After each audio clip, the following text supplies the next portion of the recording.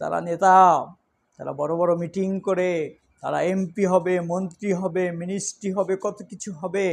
তাদের একটা ইলেকশন লাগবে, আর আমরা যাই সেই বাক্সে ভোট দিতে পারলে দিলাম, না দিলে না দিলাম, তারা ঠিকই মন্ত্রী মিনিস্টার হয়ে যাবে। আহ আহা! আর মানুষ, আমরা সাধারণ মানুষ এই সব বাটপারদের পাল্লায় পড়ে শুধু জীবন এবং রক্ত দিব। 1400 মানুষ ইউএনের রিপোর্ট অনুযায়ী এদেশে মারা গেছে, কোনো উপলব্ধি নাই।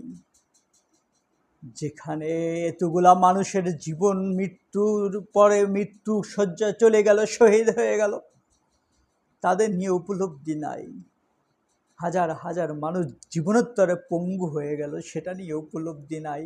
কেন রাষ্ট্রের মালিকেরা রাষ্ট্রের খাদেমদের উপরে এত বেশি ক্ষিপ্ত হয়ে গেল, যে কত বড় নরপিশাচ হয়ে গেছে তার খাদেমরা, যে মালিকের কথা শোনে না। সেই বিষয় নিয়ে রিসার্চ নাই। শুধু আমাদের ইলেকশন লাগবে, আমাদের মন্ত্রী এমপি হওয়া লাগবে, সেটা তো আর আমি আপনি হতে পারবো না।